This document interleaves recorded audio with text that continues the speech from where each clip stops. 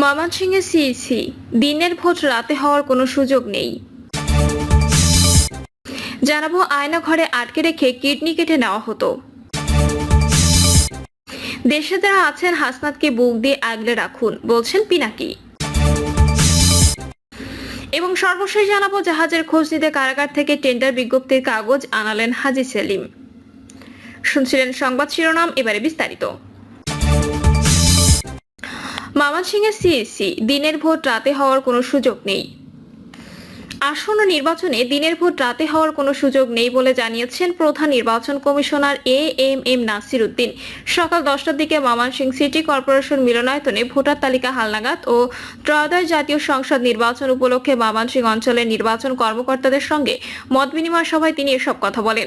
CEC বলেন, সেদিন আর ফিরে আসবে বলে মনে হয় না। অন্তত যতদিন আমরা আছি, আমি যতদিন আছি, এ অপবাদ নিয়ে মরতে চাই না।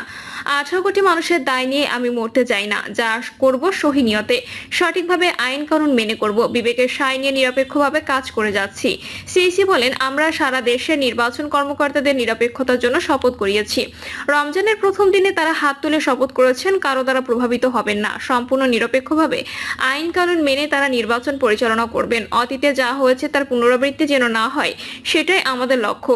আমাদের কর্মকর্তারা সে লক্ষ্যে প্রতিজ্ঞাবদ্ধ। আমরা একটি নিরপেক্ষ, বিশ্বাসযোগ্য, গ্রহণযোগ্য নির্বাচনের লক্ষ্যে কাজ করে যাচ্ছি। ক্ষমতাচ্যুত আওয়ামী লীগ নির্বাচনে আসতে পারবে কিনা সাংবাদিকদের এমন প্রশ্নের জবাবে তিনি বলেন, যেটা নিয়ে রাজনৈতিকভাবে বিতর্ক চলে সেটা নিয়ে আমরা কথা বলতে চাই না। আমরা অত্যন্ত সচেতনভাবে রাজনীতি পরিহার করে এগিয়ে যাওয়ার চেষ্টা করছি। এজন্য অনেকেই আমাদের উপর মন খারাপ করছে। এএমএম নাসির উদ্দিন বলেন, সংস্কার কমিশনের সুপারিশগুলো আমরা মানছি না বলে অনেকেই আমাদের দায়ী করছেন। আমরা রাজনৈতিক সংশ্লিষ্ট সুপারিশগুলোকে সতর্কভাবে পরিহার করছি। একটি বিশেষ রাজনৈতিক দলের বিষয়ে কথাবার্তা হয়, এটা রাজনৈতিকভাবে ফয়সালা হোক। ফয়সালা হলে আমরা সিদ্ধান্ত নেব। এছাড়া আমরা ওসব ব্যাপারে জড়িত হতে চাই না। তিনি আরো বলেন, ব্যক্তিগতভাবে কাউকে খুশি করার জন্য আমরা কাজ করছি না। যে কোনো সিদ্ধান্ত কমিশনের সকল সদস্য মিলে নেওয়া হয়, একক কোনো সিদ্ধান্ত নেওয়া হয় না। যেহেতু দক্ষ প্রশাসন আছে, প্রশাসনকে জড়িত করে আমরা যৌথভাবে সিদ্ধান্ত নেব। সিইসি সম্পূর্ণভাবে একটি নিরপেক্ষ প্রতিষ্ঠান, নিরপেক্ষ আছে এবং নিরপেক্ষ থাকবে জানিয়ে তিনি বলেন, এখানে কোনো ধরনের প্রভাব ও চাপের কাছে আমরা মাথা নত করব না। আপনাদের সহযোগিতায় আমরা সম্পূর্ণ নিরপেক্ষভাবে আমরা কাজ করছি এবং করে যাব ইনশাআল্লাহ। আয়না ঘরে আটকে রেখে কিডনি কেটে নেওয়া হতো। সিরাজগঞ্জের রায়গঞ্জ উপজেলার আয়নাঘরে নারী পুরুষকে আটকে রেখে কিডনি কেটে নেওয়া ও মুক্তিপণ আদায় করার অভিযোগ উঠেছে। নির্মাণাধীন ভবনের নিচ থেকে দুই ভুক্তভোগী কৌশলে বের হয়ে আসার পর কথিত আয়নাঘরের বিষয়টি নজরে এসেছে। এই ঘটনায় গ্রাম্য চিকিৎসক নাজমুল ইসলাম আরাফাত সহ 25 জনকে আসামি করে দুটি মামলা হয়েছে। তবে আয়নাঘরে নিয়ে রহস্যের জট খুলেনি। স্থানীয়রা জানান, উপজেলার পশ্চিম লক্ষ্মীখোলা গ্রামের রেজাউল করিম তালুকদারের ছেলে আরাফাত গ্রাম্য ডাক্তার হলেও তার কোনো সার্টিফিকেট নেই। তিনি দলবল নিয়ে ঘুরে বেড়াতেন। এলাকায় তিনি সন্ত্রাসী কার্যক্রম চালাতেন। তিনি কখনো সাংবাদিক, কখনো সমন্বয়কের পরিচয়ে এলাকায় দাপিয়ে বেড়াতেন। তার বিরুদ্ধে মামলাবাজি, চুরি, ব্ল্যাকমেইল সহ বিভিন্ন অভিযোগে থাকলেও আয়নাঘরে মানুষ আটকে রাখার বিষয়টি জানা ছিল না। আয়নাঘর থেকে দুজন মানুষ বের হওয়ার খবরে মানুষ হতভম্ব। স্থানীয় জুয়েল রানা জানান, আরাফাত মানুষকে অপহরণ করে গোপন স্থানে আটকে রাখতেন। তার নেতৃত্বাধীন চক্র আয়নাঘরে মানুষজনকে আটকে রেখে কিডনি কেটে নিয়ে পাচার করত। তার বড় ভাই নাইম আহমেদ বাঁধন ঢাকার সাভারে এনাম মেডিকেলের চিকিৎসক। ভাইকে তিনি কিডনি সরবরাহ করতেন। শুক্রবার ভোরে উপজেলার চান্দাইকোনা ইউনিয়নের প্রত্যন্ত সোনারাম গ্রামে দিনমজুর জহুরুল ইসলামের বাড়িতে নির্মাণাধীন ভবনের নিচে আয়নাঘর থেকে সুড়ঙ্গ পথ তৈরি করে শিল্পী খাতুন ও আব্দুল জব্বার বেরিয়ে আসেন। কবর আকৃতির প্রতিটি কক্ষ মাত্র 4 ফুট উঁচু, 9 ফুট দৈর্ঘ্য, প্রস্থ 4 ফুট। ওই ঘরে শিল্পী ও জুব্বার বন্দী ছিলেন। ভুক্তভোগী শিল্পী চান্দাইকোনা ইউনিয়নের লক্ষ্মী বিষ্ণুপ্রসাদ গ্রামের মনসুর আলীর স্ত্রী, আর জুব্বার একই ইউনিয়নের পূর্ব পাইকড়া গ্রামের বাসিন্দা। নির্মাণাধীন ভবনের নিচে আয়নাঘরে প্রতিটি কক্ষ এক একটি কবরের সমান। সামনে করিডোর, ছোট ছোট দরজা। ঘরের পূর্ব কোণায় সুড়ঙ্গ রয়েছে। এই সুড়ঙ্গ দিয়ে দুজন পালিয়েছে। আয়নাঘরটি বিক্ষুব্ধ জনতা ভেঙে ফেলেছে।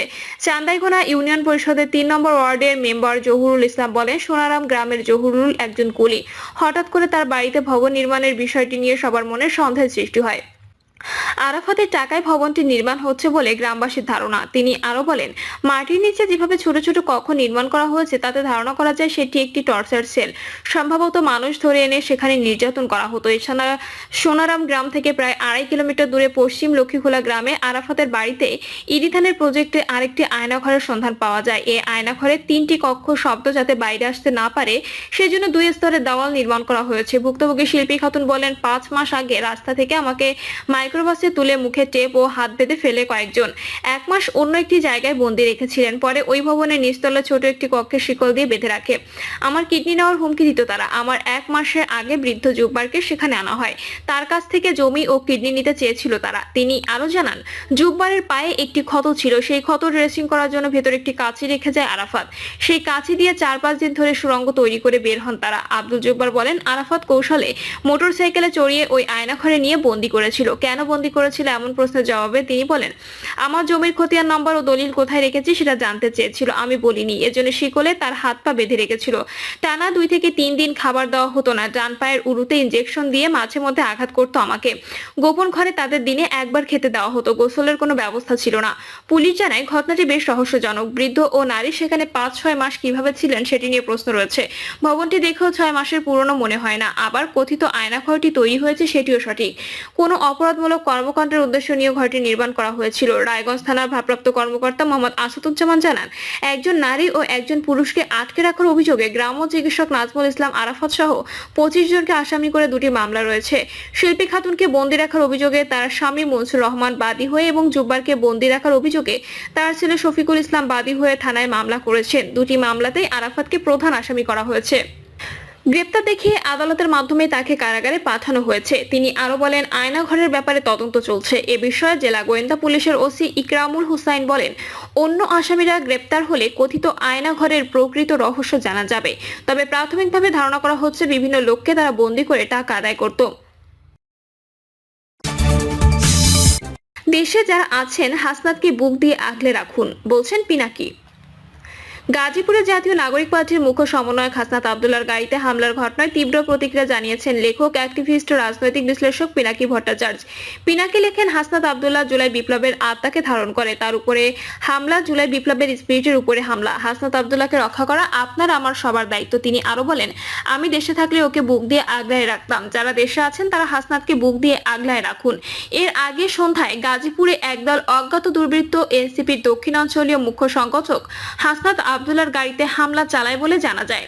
চান্দনা চৌরাস্তা এলাকায় তার গাড়িবহর জ্যামে আটকে থাকা অবস্থায় এই হামলা চালানো হয় বলে জানিয়েছে গাজীপুর মেট্রোপলিটন পুলিশ। গাজীপুর পুলিশের পক্ষ থেকে আরো জানানো হয়েছে, 4-5টি মোটরসাইকেলে করে আসা দুর্বৃত্তরা গাড়িতে ঢিল ছোড়ে ও লাঠি দিয়ে আঘাত করে। এতে গাড়ির গ্লাস ও উইন্ডশিল্ড ভেঙে যায়। হামলার হাসনাত আব্দুল্লাহ হাতে আঘাত পান, কনুইয়ের কয়েক জায়গায় কেটে যায়। ঘটনাস্থল থেকে দ্রুত সরে গিয়ে গাড়িবহর বোর্ড বাজার এলাকায় আইইউটি ক্যাম্পাসে আশ্রয় নেয়। পরে তাকে উত্তরা পূর্ব থানায় নেওয়া হয়। সেখান থেকে অন্য একটি গাড়িতে করে রাত 8:30টার দিকে ঢাকায় পাঠানো হয়। এই ঘটনার প্রতিবাদে রাত 9টার দিকে গাজীপুরের এনসিপি এবং বৈষম্য বিরোধী ছাত্র আন্দোলনের নেতা কর্মীরা বিক্ষোভ করেন। পরে এনসিপির পক্ষ থেকে রাজধানীতে মশাল মিছিল বের করা হয়। সংগঠনটি আগামী 24 ঘন্টার মধ্যে এই হামলা সুষ্ঠু তদন্ত করে দায়ীদের গ্রেপ্তার ও শাস্তির দাবি জানায়। একই সঙ্গে জুলাই মাসের গণহত্যার সঙ্গে জড়িতদের দ্রুত বিচারের আওতায় আনার আহ্বান জানিয়েছে দলটি। প্রিয় দর্শক, এই ছিল এখনকার সর্বশেষ সংবাদ। আপডেট সব সংবাদ পেতে চ্যানেলটি সাবস্ক্রাইব করে বেল আইকনটি ক্লিক করে রাখুন।